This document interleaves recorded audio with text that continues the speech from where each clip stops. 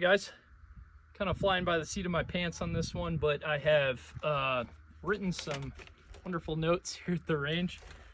I'm a competition guy. I want to talk about competition stuff. I find it super interesting, and specifically how to train, how to practice. So today I'm going to talk about setting up classifiers in practice.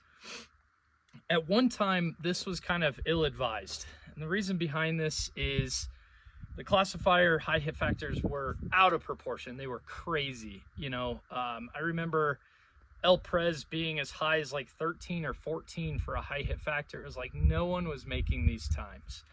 But ever since our wonderful classifier committee, which I know a couple of the guys who are part of that, they have fixed the high hit factors. They are based in real data on what real shooters are doing. And this is very important because you can compare yourself to the top shooters in the world and in the nation. There's basically two reasons that I would say it's beneficial now to set up classifiers in practice. The first one is what is your perception of your own skill, right? I mean, we all go to matches, we all shoot against people.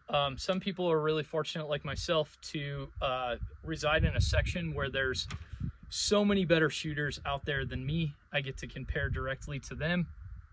And those guys go off to national matches. I'm starting to go to some more bigger matches and some major matches and stuff, but they're going out there, they're competing against the best, and I can kind of gauge my skill off of that. But even that's really only in a match setting. But what about practice? How do you feel what it feels like to do the things that the top guys are doing, right? So setting up something like this and shooting it for score can really help with that. The second thing I would go over, and this is, or I want to go over, and this is kind of very personal to me, is your perception of speed, right?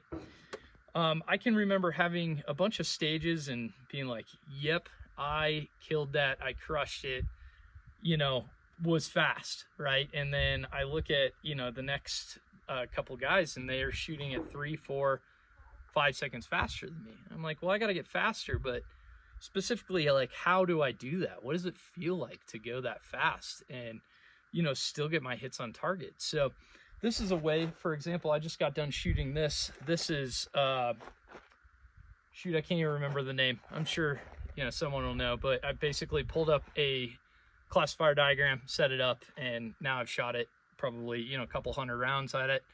I've put up a couple of GM scores, put up a couple M scores, put up some A scores, and maybe, a B in there somewhere, but mostly I hung around M class.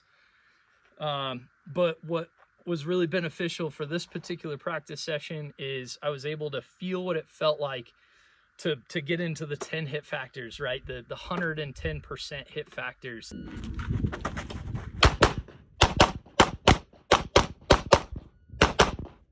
What did that feel like?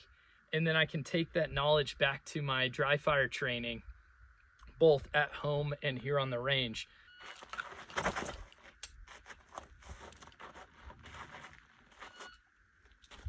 Set the par times and do the thing. Kind of leads me into my next thing, is setting par times, right?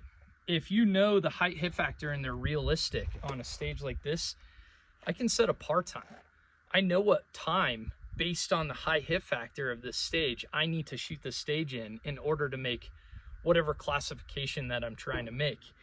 For example, and I've done some math here, so bear with me.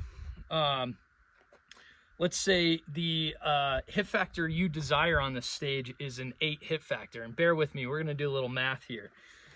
An 8 hit factor is basically the accumulation of points per second.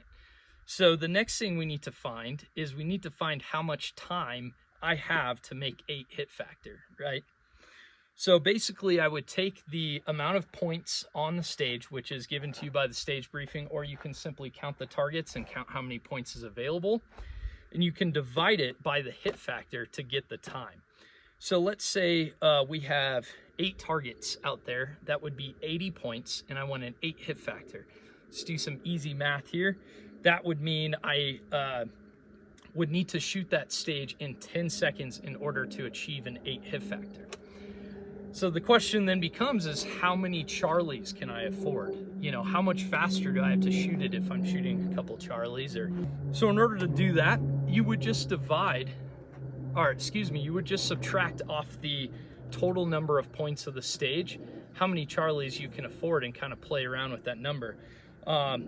Or deltas. Deltas are the same way. For Charlies, you would subtract 2 off the total amount per Charlie, right? And then for deltas, you would subtract 4.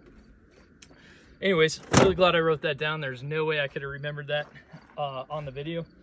But anyways, guys, I've been setting up classifiers in practice. I've done LPRES. I've done this one. I can't remember the name of. I've done some other ones. I set them up as close to the proper way as I can with, you know, I've got a limited amount of time. I set it up when I can. But if you guys have access to props, if you have access to things, this is a great way to figure out how to shoot like the pros do. Anyways, guys, I appreciate it. Thanks.